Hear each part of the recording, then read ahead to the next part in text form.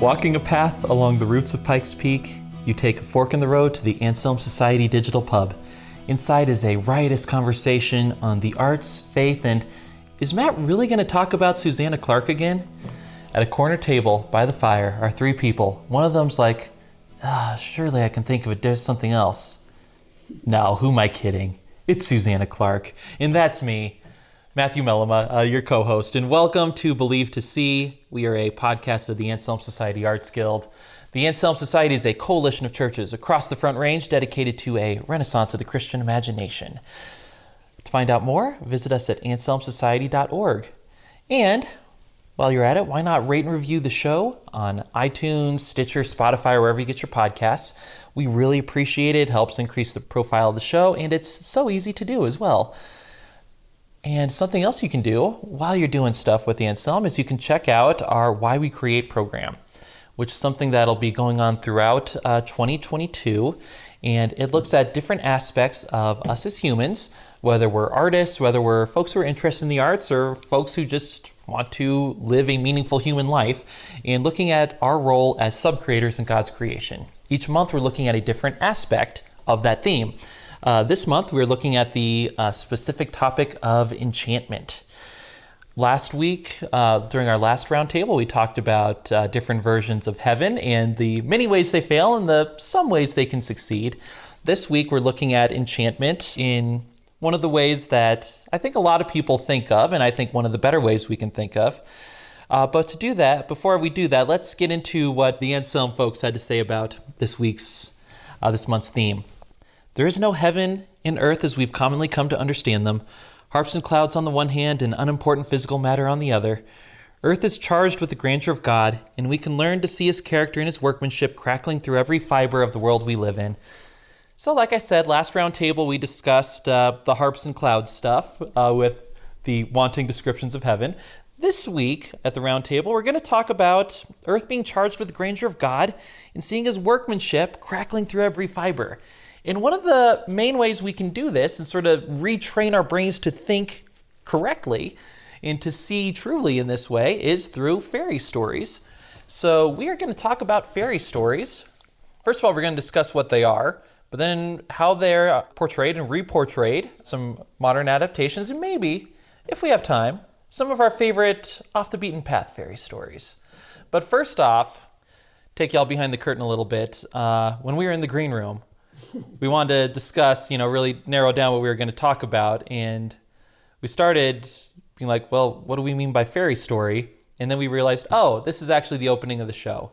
So I'm joined here once again by my co-hosts, Mandy Hauk and Evangeline Denmark. Welcome to you both. Thank you. Thanks. Yay. So, Cheers. So Evangeline, what do you mean by Faerie Story? And what is going through your head when you think about it? And what should we be talking about here? I like that your introduction sort of is like this hint that this is going to be rough, folks. So it's like, it's almost like I'm apologizing to Mandy as I'm asking, Mandy, I'm sorry, but let you take a stab at it, then I'll take a stab. We'll see what we can do. Hash through it. Well, did you ask me or Evangeline Oh, first? you, Mandy. Oh, me. Okay. What do I think? Well, the question that I asked in the green room before you press record was really like, are we talking about stories that have fairies in them? Or are we talking about fairy tales, which could be, there's no fairy in the Little Red Riding Hood. There's no fairy in Hansel and Gretel, but we call them fairy tales. So, and when I was in college, I actually took a class on fairy tales, so you would think I would know, but they divided it. They had folk fairy tales, which are the ones that were passed down orally.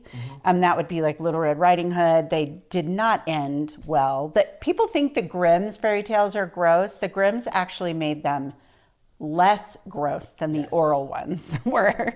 And doesn't end well for Red Riding Hood originally. No, it doesn't. She actually is steaks. And she gets carved up into steaks. And also, side note, the reason it's all stepmothers is because the Grimm's, the original stories, it was all mothers. But the Grimm brothers were like, that is unpalatable, let's make it stepmothers. So that's why it's always wicked stepmothers. I like the Grimm brothers, like, we will get the authentic stories of the peasants, or however they sound. But that's too harsh. Yeah, they're like, oh, these peasants. Ooh. Oh. So those, of course, were cautionary tales to the children. Hey, you don't want to end up being steaks, grilled by this wolf, so don't talk to strangers. But then the second half of the semester was art fairy tales, which there's some German term for that. And I don't speak German, so I don't know. But those were like mind-bending, really trippy fairy tales, one of which was Undine, which is the story from which all Little Mermaid's derivatives derive. Anyway, sorry. Etymology. Okay. But Undine was definitely not a benevolent creature whatsoever. Undine was very terrifying. But all that to say, as far as I can recall, in that class, I don't think any of the stories we read actually had fairies in them, but we called them fairy tales, and I'm stumped. So what made it an art tale? Because it was symbolism, and well, for one thing... Did it have one specific author you could point to? Yes. Okay. That was for one thing. So one of them was a Hans Christian Andersen fairy tale called The Shadow, which is one of my favorite obscure ones, not to skip ahead. So the art fairy tales were less literal, even though obviously the wolf is symbolic for a stranger in Little Red Riding Hood, anytime a wolf appears. But they were definitely more supernatural. I remember there was one where there was a statue of Venus that would come to life in the moonlight. I mean, they're good, but... They were very difficult to understand. I think our professor got very frustrated with us. But none of them had fairies in them. And so that leaves a giant question mark. So I'll give my shot at it, then we'll turn it over to Evangeline. But I'm just trying to if I were to write a definition of a fairy tale, I would say, first of all, it just sort of emerges from the culture, presumably organically, you can't point to one specific author. Right. So that's what I think of it. One part. Two, it has at least some element of the supernatural. Not necessarily a fairy, but something outside the normal realm. In three, there's some sort of moral application, whether it's virtue rewarded or vice punished, or, sometimes stuff happens in the world. Right. So that would be my criteria, but that is just me trying to put the stuff together in my head. So Evangeline, you're the one who's done the most work with this. So what do you think of when you think fairy tales? When I think fairy tale, I think of having to do with the Fae or with fairy, the location, which is really just our sort of English tradition way of saying the other world, any sort of other world that we conceive of as humans, and then beings from that world. So obviously my way of coming to understand it is through the Celtic tradition and, the Tuatha De Danann, and they are, sort of pre-inhabitants of the world, but they also exist within, I don't know, you might say a parallel world, and there's ways that humans can go into Fae or fairy, and that fairies can go into the human world, and their interactions, which are always, strange. Whether or not there's a lesson, I get where you're coming from, because, that's our understanding of it now. And I think that's a pretty broad term to look at folklore, look at fables as sort of encapsulations of knowledge that has been passed down. I read this interesting article, I wish I could remember who it was by, but they talked about how fables and fairy stories were a mother's way of giving knowledge to a child that child would need as they grew up, because the world was dangerous for women. Yes. And so they couldn't be guaranteed that. And I'm so sorry that I'm not, properly attributing this article. Women couldn't be sure that they were going to stick around. They were going to be there when their daughter was 13 to tell her, don't talk to strangers. Don't talk to the guy with the teeth. The wolfy guy. The wolfy guy. Yeah. Right. And so what did they do? They, gave them this story, Hansel and Gretel, Red Riding Hood, so that, hopefully with time, that story would grow and become, useful knowledge. But when I think strictly of fairy tales, I think of Fae, fairy, inhabitants of another world, and how they intersect with human beings. So Faerie, not Fairy. Or, well, there's a funny quote that I shared the other day that was I love how, we as English speakers decided that, fairy was going to be spelled with an F and then whatever vowels were in your heart at the time. So it's F-E-Y, F-A-I-R-Y. With little umlauts over it. Yeah. Anything goes. Anything goes.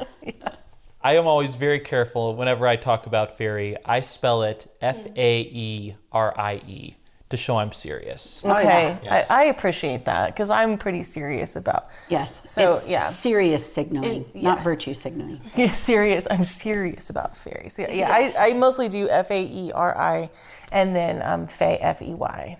Oh. I don't know why I don't do Fae instead of.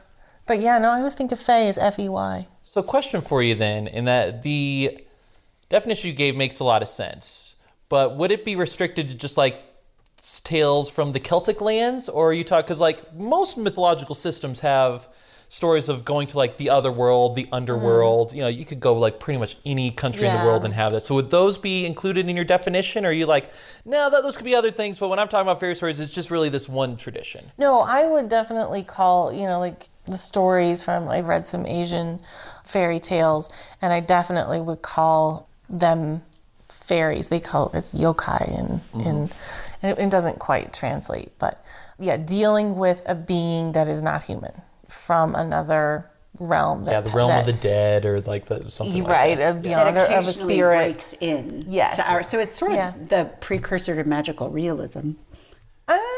I don't know, because I feel like magical realism is its own tradition where the reader just sort of accepts that this crazy thing is happening and it's part of the story, and it's not always a being from another. Because fairy tales, a non-human being. In fairy tales, there's the element of wonder, and in magical realism, not as much. Okay. I feel like, and that's regardless of the culture that it's from, I would call that a fairy story. I like that, because then I'm thinking I just listened to a very long, great course on world mythology, so I am chomping at the bit.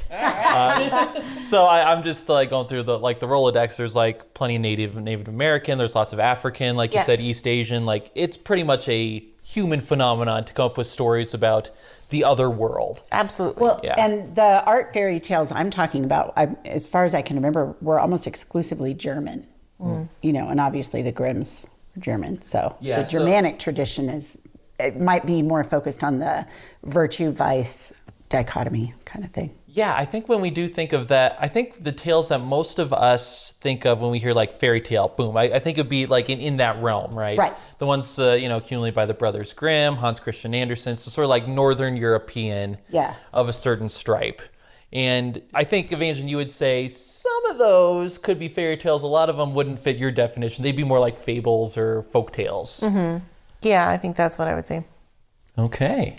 Well, now that we have our definitions in order, about 15 minutes in, now that we've decided what we're talking about on this podcast. Now let's buckle up. Let's talk about it.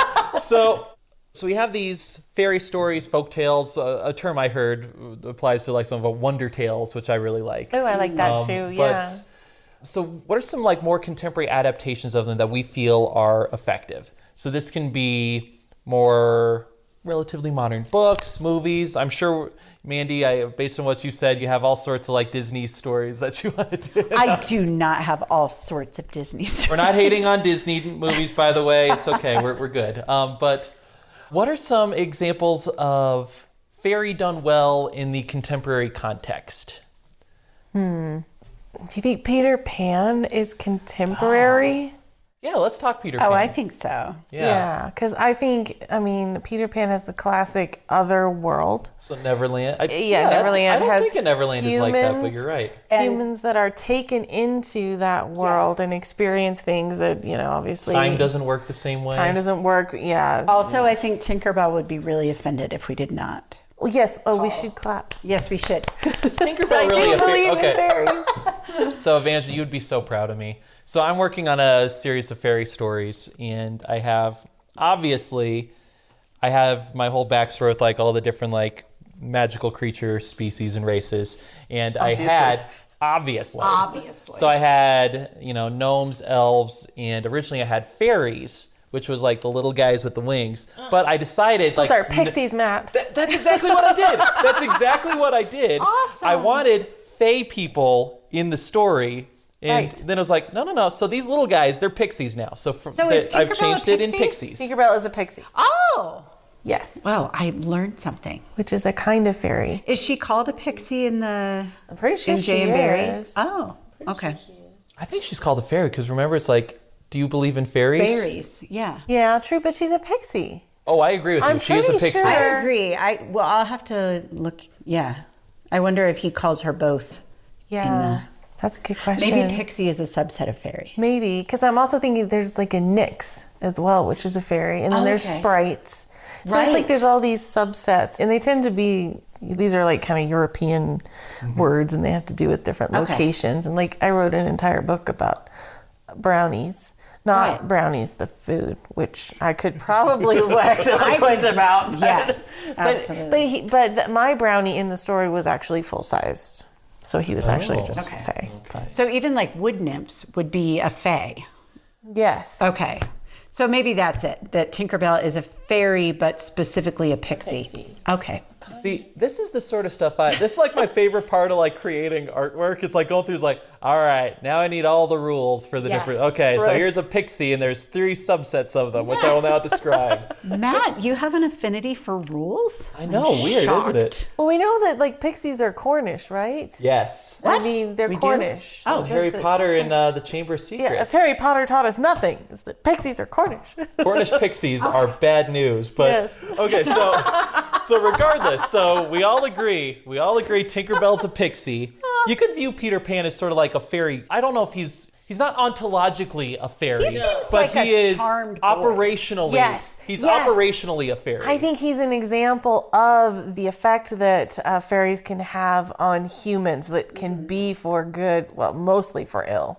Yeah. and he even has the pointed ears at the end. It's almost like he's turning more and more fae as Yeah. things go. Which is, there's always the caution, don't sleep in fairy, don't Yeah. eat in fairy, don't Right. drink in fairy. And it's kind of this, There's like enchanted food where no one can see it. Oh, wow. I never even thought of it. But yes, Peter Pan does work as a fairy story. yeah. Wow. That's exciting. And there's like that dangerous element of like whether or not Absolutely. you're going to get back and how you're going to be changed. Yeah, do you want to go back? And if I do go back, will I be Right. the same person? Right. Yeah, I think of a lot of the Lost Boys, they'd go back and like, oh, my parents and my friends and everyone I know, they have been dead for Scrolls. 100 years. Yeah, like Washington That didn't- Irving. What's the Washington Irving Rip- story? Rip Van Winkle. Rip Van Winkle, yes. Yeah. Yo, that's yeah. absolutely a fairy story. Absolutely, yes. Yep. Because like one of the enduring legends, if you see like the fairies or like I think in Skinny Vanilla, it's the elves. So there's stories of people going to like see the elves at like dancing in the moonlight, and they believe it's just for Right. an evening. Then they go back to their village, like 100 years have passed. So that like Yeah. the whole concept of fairy, like even the rules of time don't work the same way. It's so cool. It's so cool. Yes. I love it. And I love the possibilities that are just kind of opened up by that intersection of human and other. Oh, I like that. I never thought of Peter Pan's fairy story, but that 100% works. Oh, by the way, while we're doing this, what's your favorite film adaptation of Peter Pan? Or do you have one? Do I have one? I grew up with Hook. I I grew don't know up- if it's a good movie, but I love it. Yeah. Hook is pretty. Rufio, Yes. Oh! Thanks, Matt. You're so I friggin' had cool. forgotten about Hook. Oh my gosh. And then that actor was on Last Airbender. He's why am I Rufio? Yes. Really? Yeah, he does the voice for people help me. I will Google. He was on in, okay, He's like the best People who character, grew the up- bad guy who becomes I love him. people who grew up in evangelical homes of about my age will recognize Rufio as being in the film Extreme Days, which was a Christian action sports adventure movie. I don't remember that. Zuko. He is Zuko in Last Airbender. And Zuko is an amazing character arc. What's the Multi-talented. actor's name? Oh, Dante Brasco. Yeah. Okay. But anyway, I had forgotten about Hook, but yeah. His I don't death scene know. is so sad. Spoiler, I haven't sorry, seen it. sorry. It's okay. He died? The actor? Oh no, in Hook. Remember, he fights yes. Hook, and Hook kills him. And as he's dying, he tells to Robin Williams, "You know what my happy thought was? A father, just like you." And then he dies, and all the audience go. No. Am I thought he was the crazy, actor. or is Dustin Hoffman Hook? Dustin Hoffman is Hook. Yeah. Robin I could Williams is still be Peter crazy, Pan. but- It's Julia Roberts is Tinkerbell. Yeah. Oh, I remember that. Yeah. And that was very controversial because she apparently was having some personal problems during filming. Y'all might be. Really? Yeah, so anyway, sorry. So anyway, I was asking you if you like any film adaptations of Peter Pan. Tangent. My fault. I can only think of 3, like the Disney one. I know I've seen it like in plays. Okay. I've seen Maybe it the on plays are just better stage. representations of it than the film. Yeah. Oh, what's the one that was like about Finding Neverland? Finding Neverland. Oh, I had some hot takes on that last time. Yeah, he had some lukewarm What? takes, and What? he alienated. Is I that the don't one that's remember that. about And me. Barry? Yes, About it is. Jane Barry? Yes. Yeah. Not sure I remember what you're talking about, Mandy. But changing Controversy here. topics now. Mandy, well, it's your turn. What is a good modern adaptation of Faerie Stories for you? Do you mean like an old one that so like my favorite version of Cinderella, or what? Or, Yeah, we can take this a lot of different ways. Well, I gotta say, I really did love the made-for-TV Brandy Cinderella with Whitney Houston as the fairy godmother. So I know you didn't see that one? Okay, this was in the old days. I recorded it on our VHS. And my girls loved it so much that they wore out the VHS. Aww. But I think it's available still. It was really well done. Well, and also Bernadette Peters was the stepmother, so that's probably why it was perfection. But it was an adaptation using the Rodgers and Hammerstein. Mm-hmm. Yeah, it's so in my own little corner, in my own little room, like that's what I love the Rodgers. So I guess that's what I should say. I love the Rodgers and Hammerstein version, but that's probably because of my affinity for musicals in general. And then if you put Bernadette Peters in it, that's gonna shoot it to the top of my list. Okay, so I'm glad you brought up Cinderella, because I was just thinking, could we put Cinderella in Evangeline's definition? Could the fairy godmother be a fae character, or do you think that's stretching it too much? I think she's like a sanitized, well, at least in the Disney, she's a sanitized version of the. Well, the whole concept of the fairy fae. godmother, does that work with you with like the fae tradition, or do you think that's sort of a more modern thing? I think it works with the fae tradition. It's just kind of an anemic version. Well, I could picture, actually this would be kind of fun, to have like a Cinderella that is more of a fairy story, where the fairy godmother is fae and is sort of a sinister character.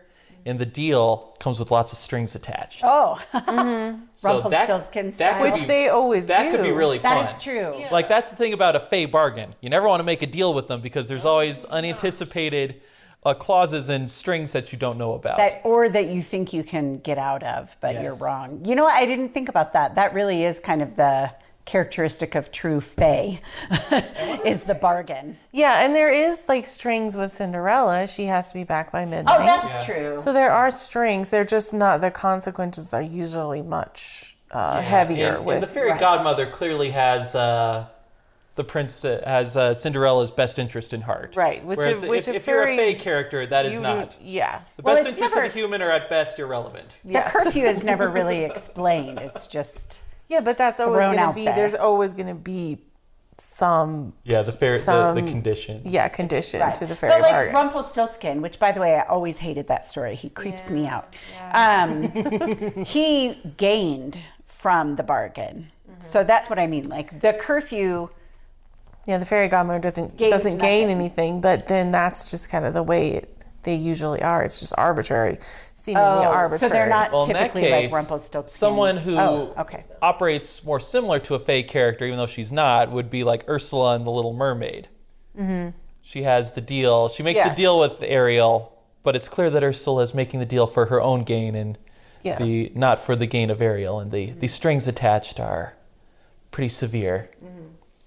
Yeah, that's true. So is Rumpelstiltskin fae? I think that fits pretty well. So. Yeah. Yeah. I thought so. They tend to like gold, right?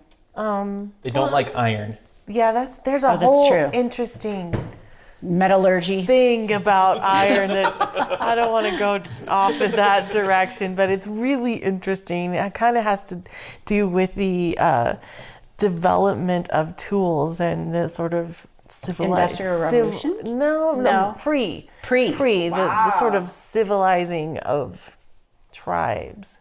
Yeah, it's sort of like, whenever someone's like, hey, we were here first, you can always like, well, you can always go back. So there are the Celts in Ireland, but there were people there before them, probably. Right. Yes. And probably that was at least one little nugget, little kernel of the Tuatha De Danann, and like the people who were there, the pre-existing ones. Right. And the theory goes, and there's probably something to it, who knows, that the original folks who the Celts drove out didn't have access to iron, and that was one of the reasons the Celts were able to drive them out.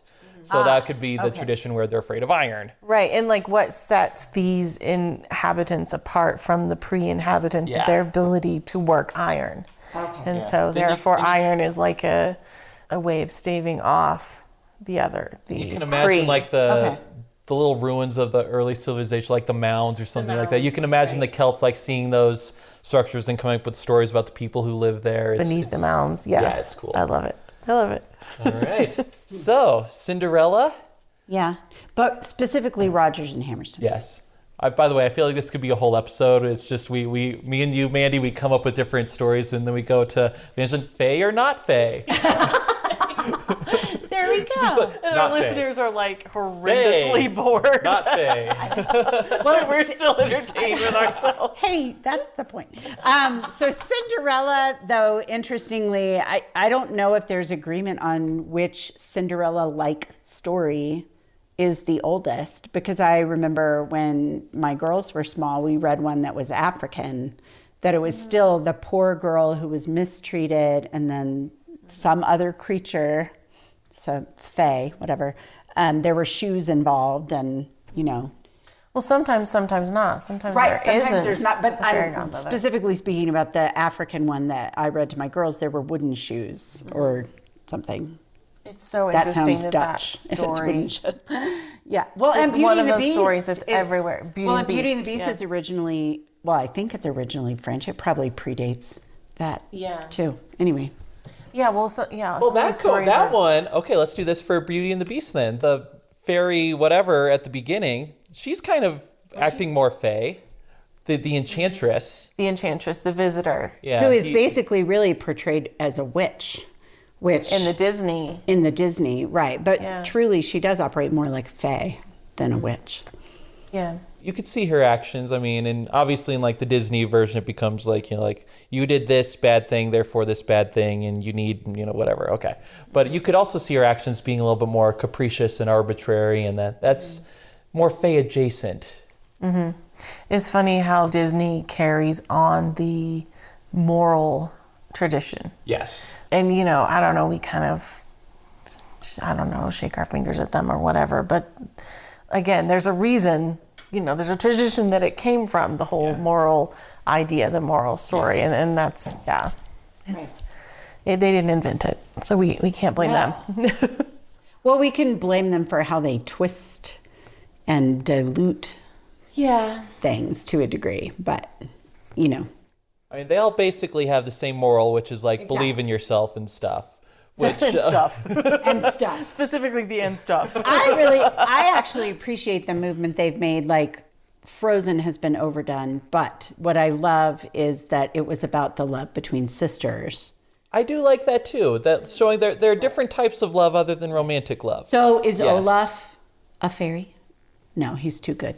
I think he's like an enchanted. He's an enchanted creature, right? I was just trying to get back to the subject. Oh, okay. The fae or not fae? Fae or not fae. That is the question.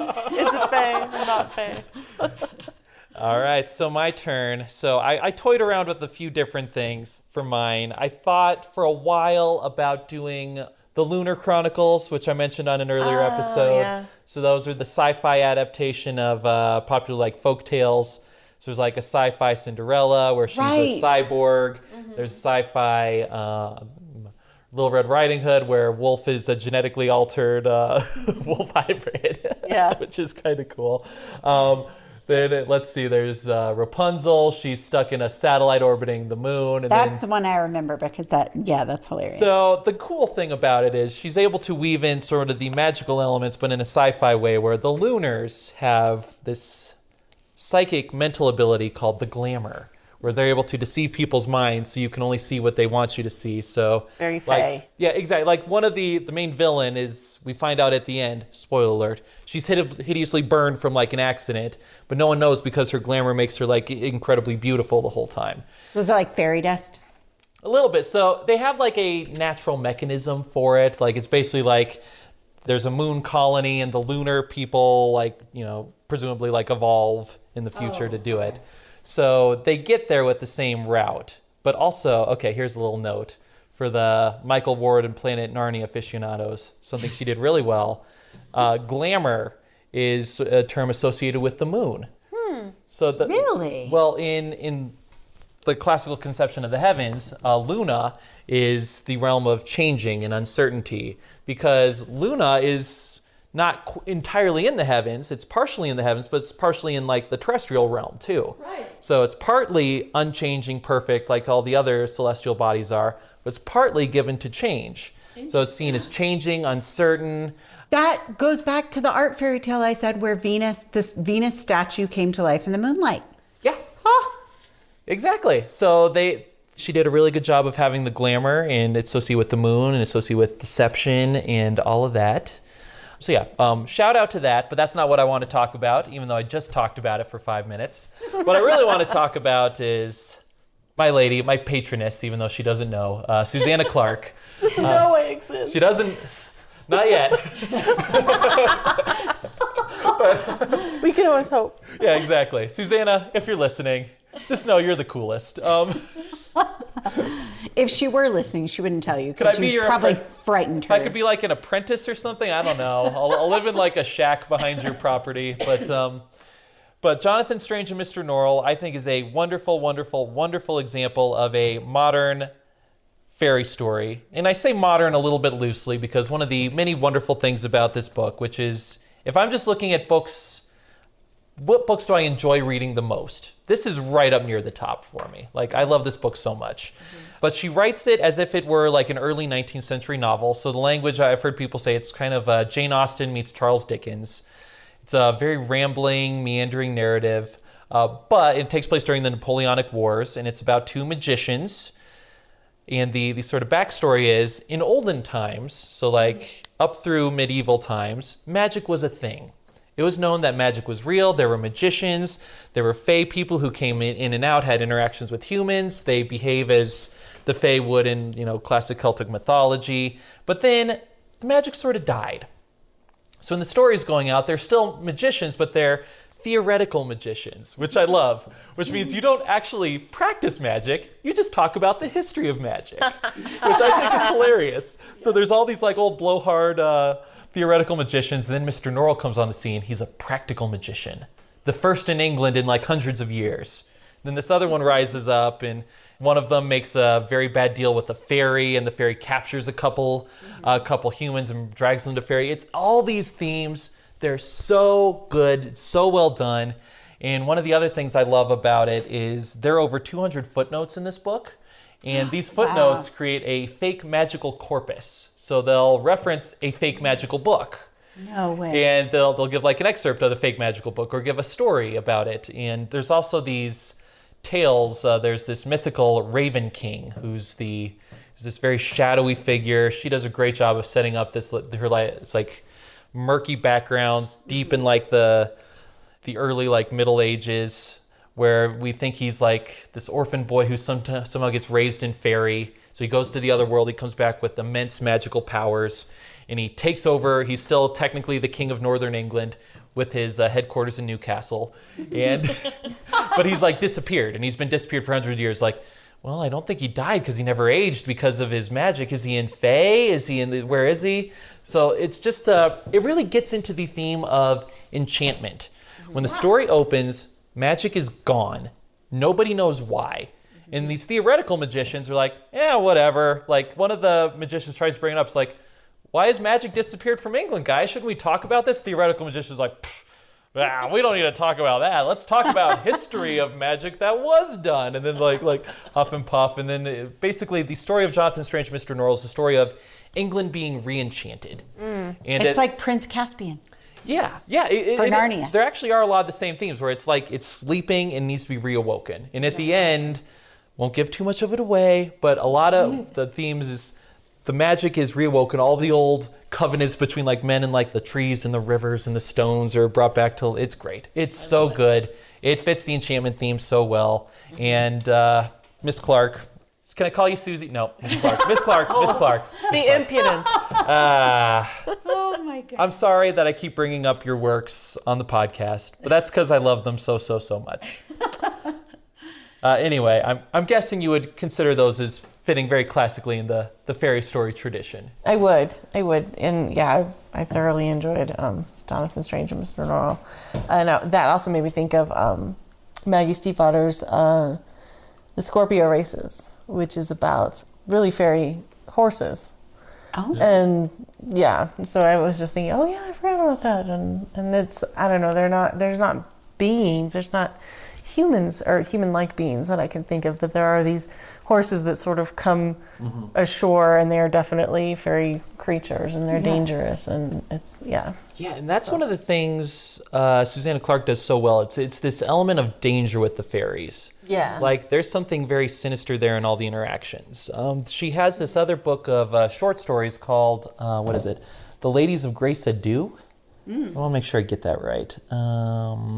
But anyway, she published it a few years after, there it is. The Ladies of Grace Adieu and Other Stories. She published it a few years after Jonathan Strange and Mr. Norrell, which, by the way, took her a decade to write.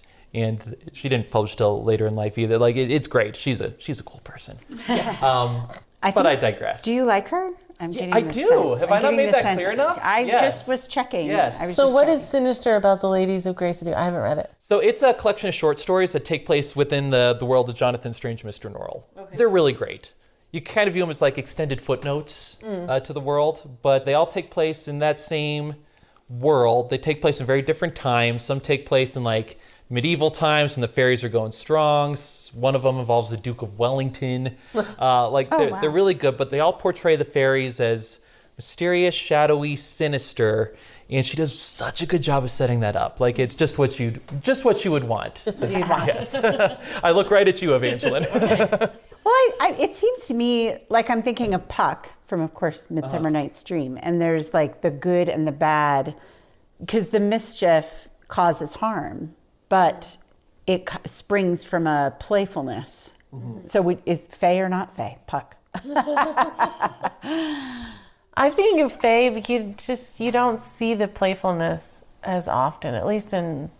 It depends on the portrayal. In the ones that I'm familiar with. Right. Which is, like I said, the Celtic tradition. I think it's probably a lot more common in other traditions. The playfulness is less traditional. Got it. Okay. Well, just in that. I'm just in that. Yeah, I'm sure it is in other traditions. A lot of it, it's like you see a lot of fairies operating on like whim or like caprice. Right. Yeah. Well, Puck for sure. Right. But but that doesn't feel as playful as. Yeah.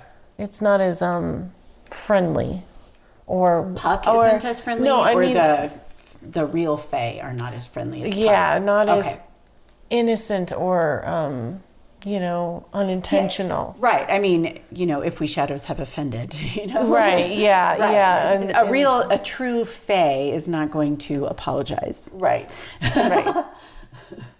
Here's a question that popped into my head. Because we're talking about these fairy stories and the way Fae are portrayed and all this stuff, Fae or not Fae. I think we all agree they're fascinating and, we love reading these stories. But let's take a step back and view these as Christian authors and writers and storytellers and just people. What value do you think fairy stories have, and how would they inform us as Christians? Well, I mean, this sounds a little weird, but I actually just thought back to our interview with Dana Keltson, who we spoke with about horror movies. Yeah. And his point about what horror movies do well is that they call evil evil and good good. And I would say, I think fairy stories, maybe they don't define it, but they ask the important questions about it. And I think they probably ask questions about what it is to be human and our own motivations, as anything that we create does. Right. And obviously fairy is a created tradition. Oh, okay. Right? Right. Our own like collective, because we couldn't say it came from any one person. Right. But it is a way of exploring our emotions, desires, even just things that we can't explain in our own world. Right, because the fairies, if they're not interacting with humans, there's not really a story. Right. Because it's sort of what effect the fairies have on the humans. And it seems like the best fairy tales, true Fae fairy tales, the advantage that the fairies have over humans is they seem to understand humanity better than humans. In some, I think maybe the advantage is that it's often predicted that they don't care. There's that too. An advantage is in like merely a power advantage, not advantages and makes them better. No, I don't mean that. Oh no, I didn't mean it as like a value. Oh, in terms of negotiating. In or whatever. terms of why there's a conflict in the story at all is because the fairy, and in this I think Puck would be a good example, is he knows exactly how to play with humans because he knows how humans work and he knows their weaknesses. Well, and as an author and as a storyteller, what is your intention with that character to, probably to make your listeners, your audience, see from a different perspective or consider something different. Are you saying we're fairies as writers? I think you are. I took that and I'm keeping it. Okay. That's mine. All right. What we do to our characters is what fairies do to. I think that is an important aspect of fairies. I think it's potentially a helpful corrective for us, just as, human beings. Most of the fairies aren't malicious toward humans necessarily. They are indifferent toward humans. They'll act on their caprices, and if humans get hurt in the process, whatever, humans. So it's showing this other world where human beings don't matter, which is kind of a jarring thing for us in our human world. And at the risk of going a little overly sincere now, we do matter to God. Absolutely. Yeah. Which we may not matter to fairies, but God loves us and he cares for us. And that should make us feel a little bit more in awe. It's like, we're these little creatures who the fairies just like to play with, apparently. Right. But it's like we're toys. Yes. Yeah. Yes. Well, and back to Peter Pan, and I don't know if I'm going to articulate this correctly, but what's going on in my brain right now. It's almost like the Neverland is calling Wendy and the Lost Boys out of being human. Like, you don't want to be human. You want to be something different. And then, I don't know where I was going with that. Well, but I don't know, thank goodness we have a way to exercise that desire, that part of ourselves. Right. Because one of the things that I love about any story that incorporates Fae is that it does break you out of reality in the best sort of way. It makes you consider the symbolism of things, such as just a passage mound, passage tomb, in Ireland, and sort of the, what has gone before and what is our connection to that, and where is the entry to it. And I love stuff like that because it breaks you out of your everyday thought. I will get up and make breakfast and feed my kids, and not that those aren't good things. Right. They are. You can't spend too much time in fairy because you have to attend to reality and to do good in reality. But also we're just more than that. And anything to me that allows us to play with that is useful. Yeah. Yeah. And related to that point, it's a good corrective for all of us, in the society and time we're in right now. It's very easy to view the material as the scope of things, even though, as Christians, we don't believe that, but it's easy to fall into that mental groove because that's just the atmosphere we're in right now. Whereas fairy stories, the thing I like about fairy, it's not like, here's Earth and then over in that direction is fairyland. It's like there are two realms that sort of overlap each other. There's like permeable layers between them, Right. which I think is actually closer to the truth Yes. than the way I think a lot of us like lazily conceive of. It's like, okay, here's Earth, and up in the sky is a place called heaven. It's like, no, that's not actually what the Bible talks about a lot. It's Right. more in like these, listeners can't see the motion I'm doing with my fingers right Gestures now. don't work on podcasts. I think it's closer to the model we'll see in some fairy stories. Permeable is the good. Oh, Yeah. I was thinking like a perfect example. I know we had Jonathan Pajot on the podcast a while ago, but one of his podcasts, he talks about the tradition of Halloween, that Halloween comes from, and it has to do with appeasing the fairies. And then he kind of like correlates that to how we sort of look at and treat the vices in our lives. And it's just so interesting. And I forgot where I was going with this, but it had something to do with Well, he what was you talking were about saying. permeable. Yeah, permeable. Like the way that the spiritual intersects with, and I'm not just talking about like what's normally talked about when Christians talk about spiritual battles versus, I'm not really talking about that. I'm more talking about the symbolic nature of our spiritual natures and how those interact with and what harm they can cause, and just a different way of thinking about that. Sort of a metaphorical, visual storytelling way of looking at our desires, our vices, our behaviors. Yeah, so not looking at them as like a symbolic roadmap almost. Yeah. Okay. And as like the edges Yes. of our, Yes, and I love how some people on the internet like get upset with like, hey, the Christians stole this holiday from the page. Like, yeah, okay, it was a cool holiday, so we adapted it. I mean, come on. well, and because the thought and the tradition and like the meaning behind it goes along, it morphs, it grows, but it's still there. Like there's a reason that we fear the darkness, because bad things can happen in the darkness, and so we put a light against the darkness. Is very symbolic. Well, it's just like deepening the truth of the ritual of putting a light out in a gourd, Yes. to fend off the darkness. They're taking it like, don't need to keep it at like the goblins and fairies and all this stuff. It's like, it's the concept of All Saints Day, which is sort of the Christianized version of it. I love All Saints Day. Yeah, where it's a good way to remember, those who've gone before us, the church triumphant, as they say, in thinking about all the saints. I think we talked about this on the last roundtables, but like, I love how different all the saints are from each other.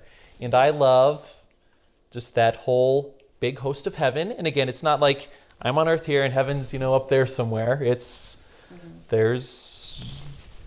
The edge is not defined. Yes. Yeah. Well, and as we Yes. talked about when we did the St. Patrick's Day podcast and Bridget's whole story, a lot of the saints' stories are not quite true, but also truer than true. It is legend, it is myth, but it is like meant to illuminate a truth, and that's what you're supposed to see in it. You're not supposed to be like, well, did this really happen? Right. But it's so hard to get our brains around that, especially in modern times. And I think fairy stories are like a good link. Yeah, exactly. Exactly. It's the corrective aspect. Yeah. I think Tolkien said this, or was it Lewis, or I don't know. Chesterton. One of our patron saints of Enzo. One of the Dorothy Sayers, Flannery O'Connor. Who are the other ones? Madeline Legal. Exactly. But like one of the benefits of fairy stories is, it helps reorient you. It corrects you to that. And like, obviously for these different ways, it can help break us out of the sort of materialist, facile slumber that we can get into really, really easily. And for that, I do think they can be really valuable. Mm-hmm. Mm-hmm. Recovers a healthy fear of the other, not the other as a person, but the other as in, what's on the outskirts, what's on the edges. Yeah, please don't misinterpret me in that way. No, but what tempts us away from authenticity. Yeah, and sorry to use a buzzword there, but recovering those things that were there in, so evident in these cultures where the oral storytelling traditions and fairy stories came from, and then, passed through sort of the Christianization, if you will, and then we kind of lost touch with that original, very visceral connection or meaning. Yeah, and, going beyond that, I do, or connected to that, I love, again, just partly because I finally finished that great courses on world mythology, but it was 30 hours. Woo! Do you now have a minor in world mythology? I ought to, yeah. Print out a little certificate. I'll print it out for myself. Yeah. Put it on your office. That'll impress your lawyer friends. So obviously there's the stuff that most of us, in our culture and time are familiar with. So like the Greek, Norse, Celtic stuff. But going into other stuff, which was so fascinating, like different African legends, Korea, Japan, Thailand, Polynesia, South America, the Mayans, the Aztecs, the Iroquois. You see these similarities, and they all these humans, just sort of, you picture all these people like sitting around the fire, telling stories, trying to capture, this thing that they can't quite sense, but they can sense, and they all seeing the similarities. They're like these other worlds, these qualities of the other worlds, these explanations like, why is death in the world? It's kind of weird. We all need to explain death for some reason, and like all these other elements. It's so interesting, and we see it, in our context, we see it a lot through the Celtic lens, but there's so many other lenses to see it through, and it's so fascinating in all these other ways. Yes, fascinating and useful and worth the time. Yes, Absolutely. Mm-hmm. All right. Any other candidates for Fae or Not Fae, Mandy, or do you think we've given Evangeline enough options for now? I've been picturing like a game show. Fae or Not Fae. Now, because the other story I was thinking of is definitely not Fae. It's a Hans Christian Andersen, the one I mentioned before about the shadow. Okay. Yeah, but that's a whole other. I'll just let readers Google it. It's very cool. Okay. Well, until our next episode then of Fae or Not Fae. As y'all can probably tell, things are winding down at the Anselm Society Digital Pub. The fire's down to embers, you've polished off your final glass, and all the customers are trundling home. Once again, Anselm Society brings you Believe to See, and if you want to learn more about Anselm Society, visit us at anselmsociety.org. Thank you again for visiting us. We'll see you next time.